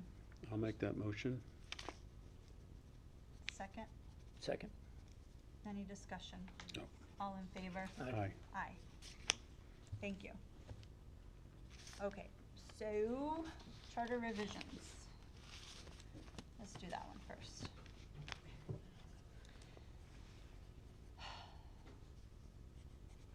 This is also not in the packet because council gave me the updates that we asked from last Thursday today. And I did send it to the chair of the Charter Revision Commission. I believe you have something that looks like this somewhere in your packet. Minutes? Yeah, so those are the minutes from our meeting on Thursday. Uh-huh. And town council took them and came up with this final submission and recommended ballot, which was based off of our minutes to rearrange the things that we had either rejected or accepted. So, just to hit on some of the big ones, it came to light that we cannot add the town clerk item that we had identified as potentially being a question 7. And our minutes indicate that should the addition not be allowed per state charter revision procedures, we would remove it. Another item that we asked legal to review was about publishing in the newspaper. And we cannot do that.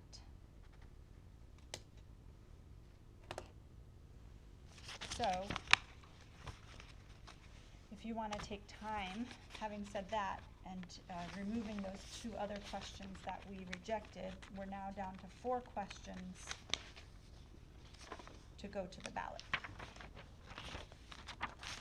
So, just for clarification, this item here that's dated June 5th, final submission and recommended ballot, is a clean version of the items we got from the Charter Revision Commission last Thursday.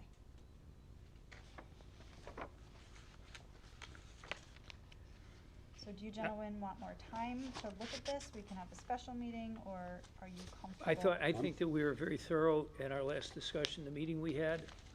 We have the clarification on the town clerk item. That's not gonna be on here, so I have no questions with this, because we've gone I don't either. over it. So I'm gonna make 6 separate motions. just bear with me. It kind of is everything I just said. The first motion would be to reject portions of the Charter Commission's original question number 7, which specifically changed section Charlie 8-2 Alpha and Delta, which was pertaining to the newspaper publication. Question 6 or 7? It was question 6 originally. 6, yeah, I think you had, You originally said said, I think you 7. might have said 7. Oh, I'm sorry. That's okay. 6. So I'll you s- remember that, right? Yeah, I'll second that. Any discussion No. on leaving the word newspaper in there? Nope. None. All right, all in favor? Aye. Aye. Aye. I'd like to make a motion to rescind the addition of the new item concerning the town clerk addressed at the June 1, 2023 Board of Selectmen meeting, which had been identified as question 7 in the minutes from that meeting. I'll second that. Any discussion? No. None. I think it's unfortunate. I would have really liked to have seen that go to the voter, but. All right, any further discussion? None. All in favor? Aye. Aye. Aye. I'd like to make a motion to approve the accepted proposed charter changes as outlined in the accepted and rejected changes document, I'll second that. which is this. Right.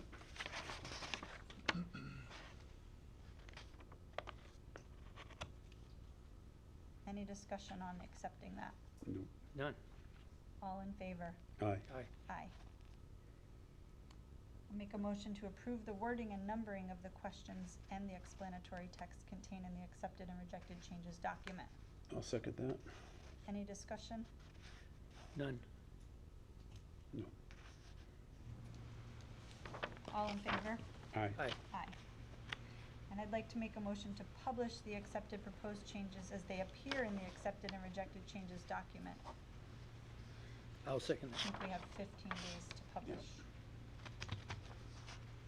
Any discussion? Nope. None.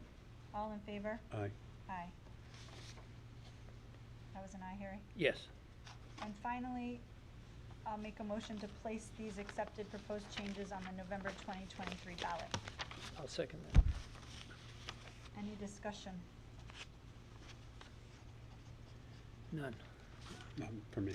I just want to say that if we have the option of taking it to a referendum or waiting till next spring, we have 15 months to get it out there, so I do feel that putting it on the November ballot, it would be free, and we wouldn't have to pay for a standalone referendum, so. It's also That gonna was be just able my to be train of viewed by thought. most of the time, that is a bigger turnout so that more people will be able to Yeah. Yeah, participate. no, I'm fine with that. Okay. Any further discussion on that motion? No. None. All in favor? Yeah. Aye. Aye. Aye. Thank you. All right, and then the salary study. So this has been lingering for quite some time. And it was approved at referendum a year ago.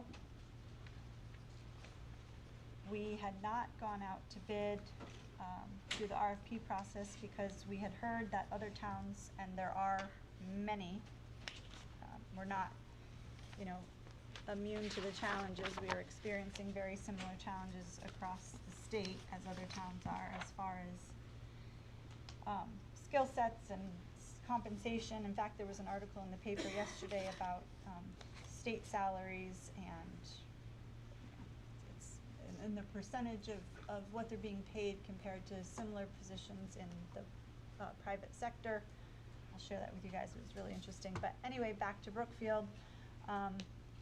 We've since gone out to RFP, and it came back with 3 bids. These are the companies here. Only one of which has operated in Connecticut. I called 3 of the references and spoke to 2 of them. And this Randy Frank Consulting LLC happens to be the lowest qualified bidder. who's familiar with the state of Connecticut and has provided services for Connecticut municipalities. So,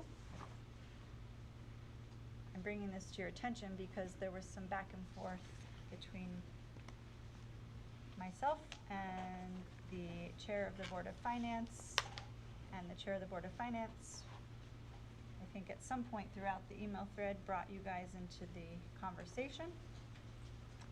And it was listed as a correspondence item because of that, so.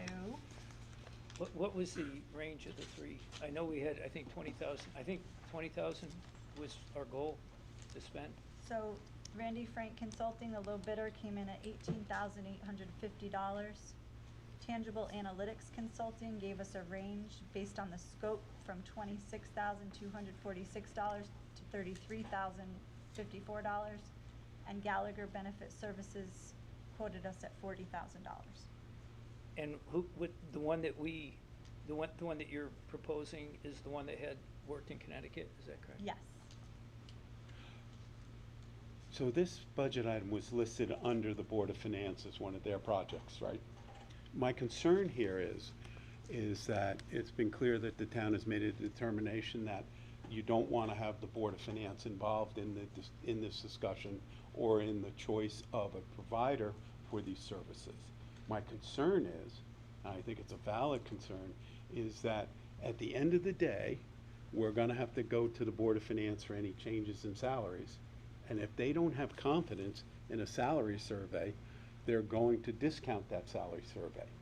And we may not get the raises that we want for people because they don't believe that the survey is valid. You could say that about any consultant that we hire.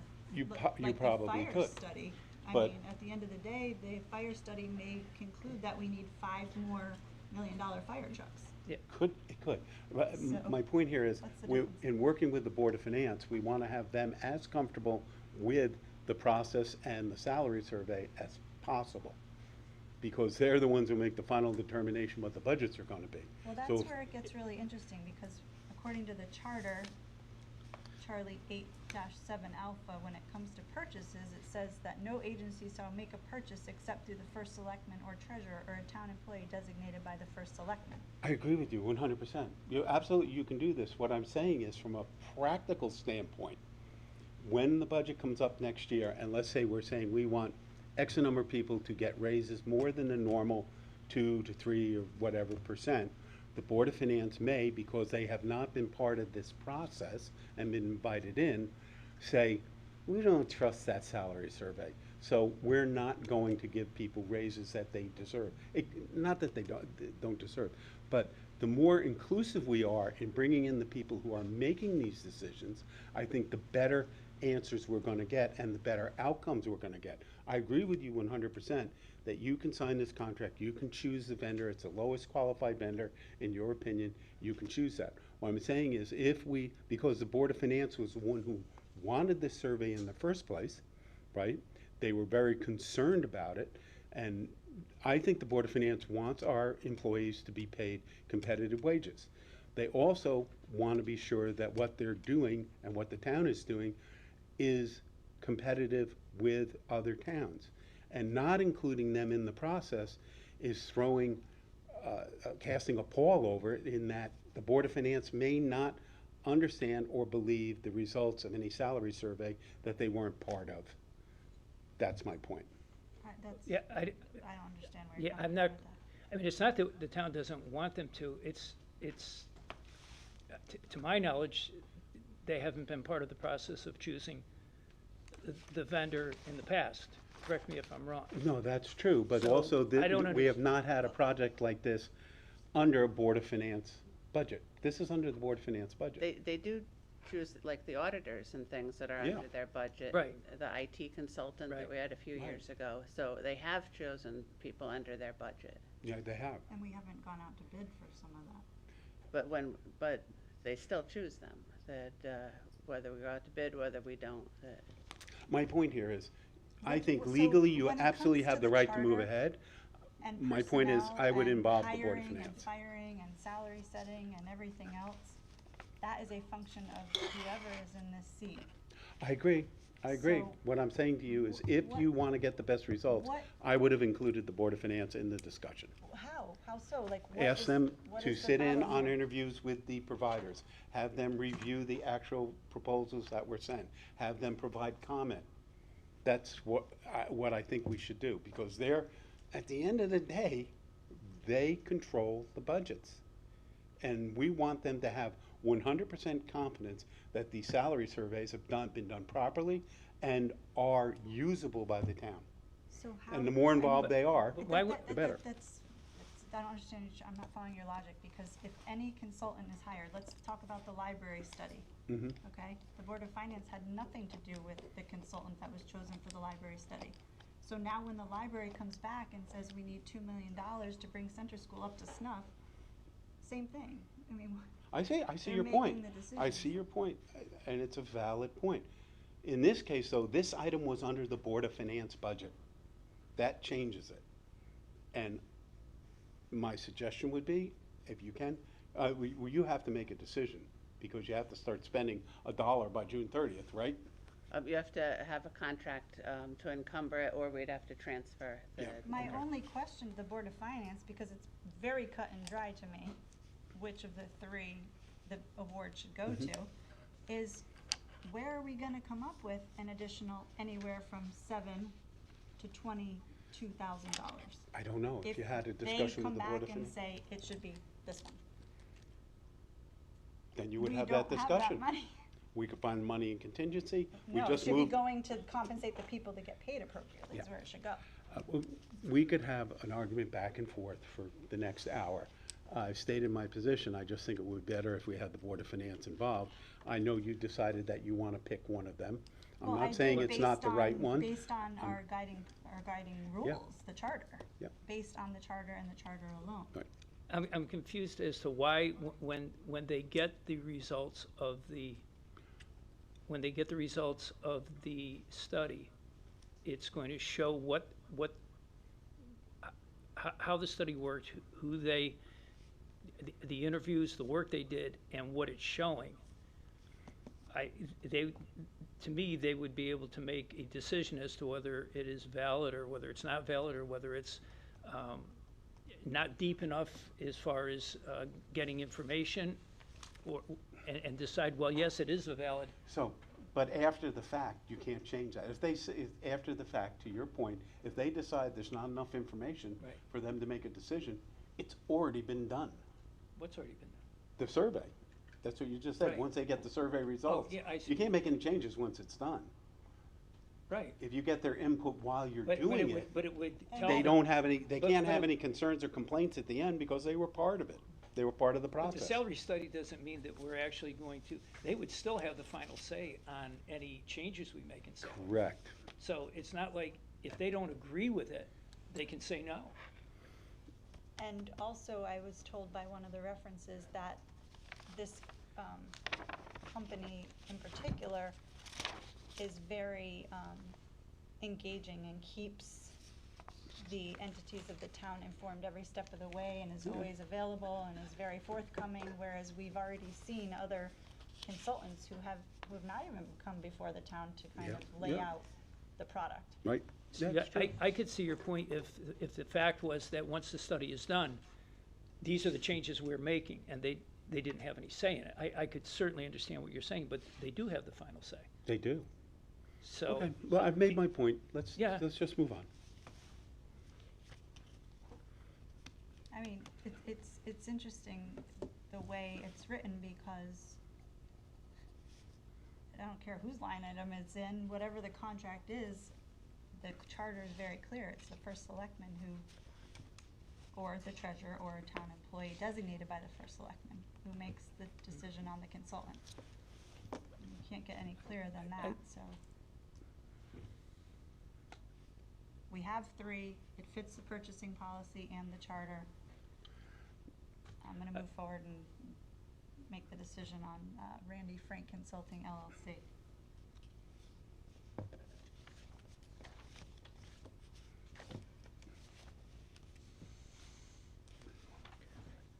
And And also, I believe the Board of Finance has these three, packets, and nobody said anything about any of them. Okay. Does the Board of Finance have these? Marcia, I'm asking. I don't know, that, they haven't had a meeting since those came out. I know that, I believe Jules sent them to Glenn, but I don't know if he's forwarded them or if they were waiting for their meeting. I don't really know. Okay. Anybody have anything else to add to the update on the salary study? No. All right. Consent agenda. I'd like to recommend the motion that I'd like to make the motion that the selectmen approve items alpha through delta on the consent agenda. I'll second that. And add the minutes from the coffee from May 27th. I'm sorry, can you say that? I'd like to add the minutes Oh. from the May 27th Oh, oh. coffee that neither of you attended yes. to this consent agenda. Yes. I was sick. I'll second that, yeah. I'd also like to point out, I don't like where this new hires is, so I'd just like to welcome the new hires. We have Nancy Truer, who was a part-time circulation assistant, but began as a reference librarian, effective, it will be tomorrow. We have Tracy Cahill, who is our part-time sanitarian, which was effective on the 16th. And that will be, I think, throughout the end of this fiscal year, is that correct? The funds for the part-time sanitarian take us to the end of the fiscal year. Yes. And then we have Cassandra Varian, who is at her first evening commission meeting, as a recording secretary. That was effective on the 22nd of May. Ilga Paris, who will be the new part-time circulation assistant, which was effective on the 23rd of May. Laura Barkowski, our new land use director, she started today. And Lisa Joseph, who will be the controller's new finance assistant, effective the 20th of June. So welcome one and all. Did you second all of that? I'll second it again if I didn't. Any discussion on any of the items on the consent agenda? No. None. Hearing none, all in favor? Aye. Aye. Okay, so moving on to our appointments. The letter from the, Cynthia, is that in here? Did you guys get the letter? The letter? Yes. Are you talking about veteran service? Yeah. Is it in the packet? I don't have it.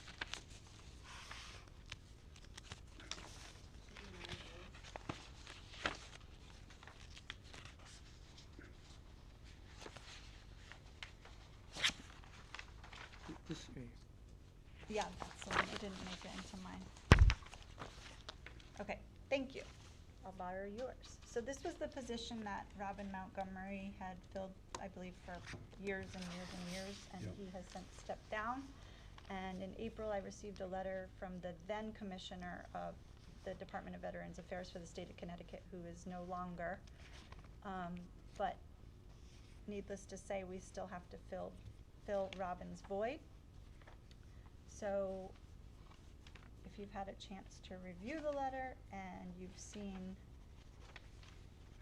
the recommendation for John Kennedy of Brookfield to act as our new representative to be our Veterans Service liaison. So that's the motion. That I'll we second. appoint John Kennedy to represent the town of Brookfield as a Veteran Service contact person. I'll second that. Any discussion on No. this position or that appointment? Nope. Hearing none, all in favor? Aye. Are you in? Yes, I'm an aye. I'm sorry, I thought I said yes. Okay. Thank you. Moving along to our Library Board of Trustees. We received 2 recommendations for the vacancy that was filled by Kathy Lasser, and like to thank her for her service to the board. One was for Frank Kwok, as recommended by the DTC, the chair of the Library Board of Trustees, and Betsy McIlvain in public comment this evening. And the other was from, for a recommendation for Linda Davis, as recommended by the RTC chair, the vacancy committee chair.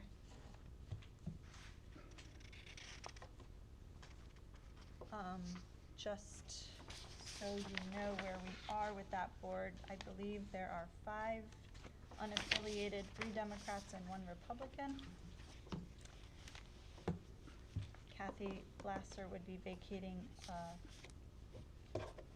D spot, I believe, yeah.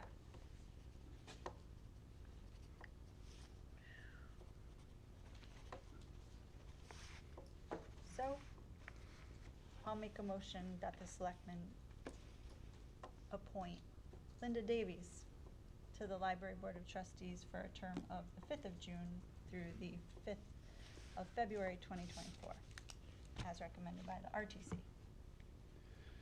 I will second that. Any discussion? Yes, we had a meeting on the charter last Wednesday, right? And during that, we had a discussion on board appointments. And you and I and Harry all agreed that if a board loses a D, you put a D. If it loses an R, you put an R. For If you have a elected U, positions. if you have a U, no, I thought it was for all boards. We took that out of the charter revision. Go ahead, Steve. The town has always acted in the past in a nonpartisan way, that if a D leaves a board, you replace it with a D. If an R leaves a board, you replace it with an R. If a U leaves, you can put it with a D or R, look at the qualifications of the people, make a determination. If somebody had already assisted the board, they have a good recommendation, then that's who you choose. In this case, we have a D leaving. The request is for a D, which was a full recommendation of the Democratic Town Committee. If I look at the letter from Rose DeMarco, this is the recommendation of 2 people, not the entire Republican Town Committee. It's George Blass and Steve O'Reilly. So I'm guessing that the full RTC did not vote on that, right? Well, And I think we set an incredibly bad precedent if we replace a D with an R, or we replace an R with a D. so I think what the conversation we had last Thursday night revolved around elected positions. I think it should Very it different should from apply appointed. to every single commission and board. I would disagree, and I did in that meeting, because it could potentially stay this way in perpetuity. And we talk about it being nonpartisan, we're trying to strike a balance. Right now, it's very off balance. And if you look at No, I the 2 don't think, individuals we that were look at, recommended, with our elected boards, you have a minority representation rule that no more than a simple majority can sit on any board. There is not a majority, there's not even a simple majority of Democrats on this board. It's 9 people, there are 3 Democrats. It's not even a simple majority. There's not 5 Democrats on this board. This is clearly becoming a partisan appointment if you appoint Ms. Davies. well, I think we need to look at the individuals and their bios. That's the first step. Mr. Kwok is on the new library committee, so would there be a conflict? So now we're asking for him to be on the library board of trustees while he's on the new library board committee? Are there other individuals who Those are- serve on both boards? I could see that would be a problem if they were at odds with each other, but they're both things that are moving the library forward, right? Well, what does Well, that Like, mean? we sit on the Board of that's an- Selectmen, that's- you sit on the Board of Finance. Is that a conflict of interest? That's an a opinion of whether we're moving forward. crazy That's an analogy. opinion, whether we're moving What, forward I think, with the library. seriously, if you guys make this, It's not an opinion, it's gonna come down to the Board of Finance, because do we have the money to do anything? yeah, well, we don't have to get into the But I don't details. think Matt, or, Let's stick with the subject Nate. at hand. And the subject at hand is, are we going to break long 60, 70-year tradition of the town of Brookfield to be fair and nonpartisan in the appointment of people to boards and commissions? And this town has always replaced a D with a D, an R with an R, and if it's a U, you pick the best person. We've always done that. It's worked well for this town. It shows that we work together. To choose an R, right, to replace a D is, I'm sorry, wrong. It's just wrong. It shows incredible partisanship. It does. Well, I think that we need to respect all viewpoints. Party, there's We five, do. And the three viewpoint Ds, of the one R. town So for the this would last 70 become years 2 Rs, 2 is Ds, and to 5 Ds. replace like for like. That has been what has made the town work. That has worked well for the town. That means people can sit on boards without having to worry, oh, am I a Republican or I am a Democrat, right? When people get on boards, they should act in a nonpartisan way, and virtually all of our board members do on all of the town commissions and boards. If we start replacing Ds with Rs, right, you're setting a really bad precedent.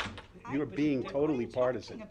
We have 2 recommendations before us. Right, and we have a D. Just because it's the way the town's always done it, Steve, is not the best answer. Because there's plenty of things I can point to that have mega problems because people say, that's the way we've always done it. Listen, you guys have already made a decision what you're gonna do, I'm sure. I know what I'm gonna do, for Right. sure.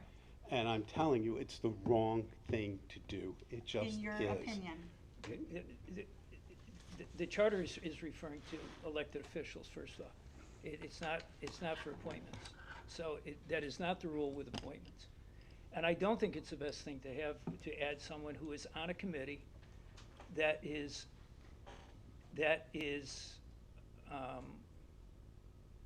and that is on a committee that is, right now, the library slash, and I'm not gonna just say the library slash rec center is a hot topic, and a hot topic of swings right and left as far as should we do it, shouldn't we do it, Right. whatever. And I don't think it's healthy, and I don't think it's the right thing to have to, number one, to have someone who is on that committee, now on the board, the library board. This to me really isn't RD. It's a matter of, that's one of the main things, because I have issues with what's going on with the new, with the center school project. I have real issues with it. And I have issues in the direction where it's going. I have issues with the fact that that reserve was put into the capital for the design.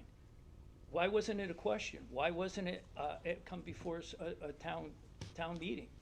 Why is it in the capital where no one knows that, and it's not a $50,000, it's a $175,000 design, which we went through 3 or 4 years ago, which failed miserably. So I'm not sure what that has to do with Well- appointing someone to this board, Well, but that's part here's of- the thing. If you do this, you are telling the town, this is what they're gonna hear. Every time a D leaves the board and we can put an R on, we're gonna do it. You're telling them that. Who's telling No, them you're this? doing it, so you're telling them that. You're interpreting for the town. Let them make their own interpretations, Steve. You can make no other determination. That's your You are going to interpretation. break long-term You're tradition. telling them what you think they want to hear. No, Why even bring this up? I am There's telling them, tradition. what I'm telling them, and I'm telling you, is this is what the town has always done. And I I'm just not told you, creating doing something it the new way here. it's always done You isn't are. the right answer. You simply, here, come on, guys, you want to get rid of a D on the library board, so you're going to put an R on. That's what you want to do, Steve, right? Steve, listen, It's that simple. Steve, you and I have disagreed on things, and we have agreed on things. And there is a mutual respect. I am not doing this just to get D off, believe me. If I was, I wouldn't just say a word. I wouldn't say anything. That is not why I'm doing this. And I kind of take offense at you saying that. I understand where you are, and I understand your angst and your angle, but I'm not doing this just to get rid of a D. That is not the case. And if people want to think they are, if anyone in this room thinks they are, fine, come up and talk to me. I'd have preferred for Kathy to stay, to be completely honest. I don't care if you're a Absolutely. D, a P, a Q, or whatever. Right, Her I would have philosophical preferred for stance. Kathy to stay too. And Frank Kwok is an incredibly And I intelligent, don't caring deny that. individual I happen to who like Frank has, a who lot. has in the past shown a lot of interest in the library by serving on the new library board. Ms. Davies has not shown any of that interest at all. at What all. is showing interest, Steve? People have different things happening in their lives at different points on the calendar. Okay, of course they do, of course they So do. just because they haven't shown interest in the past doesn't, you know what? I happen to like the idea that she hasn't shown interest in the past and she's a newcomer with new ideas and new perspectives, bringing maybe a different, point of view. Okay. We need to have some kind of balance here to move things forward. Just because it's the way it's always been doesn't mean that's the way it has to be. And the charter doesn't articulate that either, so. I made my motion. Are we done with discussion? Yeah, I'm finished with discussion.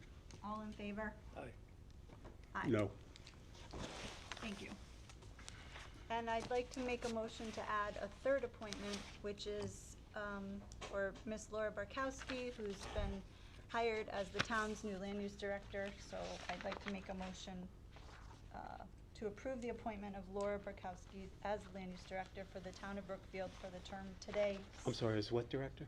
Land use. Land use. Oh, yeah. 6/5/2023 through the 6th of June 2024. Don't we do it in February process? I'm Don't we sorry, do it did I in say February? June? She's new, but It- we're saying till next June. I think we meant- appoint her to February. I meant 2/6/2024, but I said it 6/2/2024. Yeah, I know, but usually we would appoint her till next February, not next That's what she said. June. That's- Is that what you said? I read it backwards. I Oh, put okay. 6/2/2024. Okay, It should be okay. 2/6/2024. Okay, all right. Thank you. Any discussion? Or did No. I get a second on that? Second that. No discussion? No. None. All in favor? Aye. Aye. All right, and I'd like to make a motion to adjourn. I'll second that. Any discussion? No. All in favor? Aye. Aye. Thank you, everyone. Have a wonderful night. Wanted to clarify a little about our budget. The library board is 9 people. The new library committee functions as a subcommittee board. And our bylaws require that the chairman of the new library committee be a board member. The new library committee is not listed on here as a board. It's not, it's a subcommittee of the library board. So it's not an ad hoc committee? No,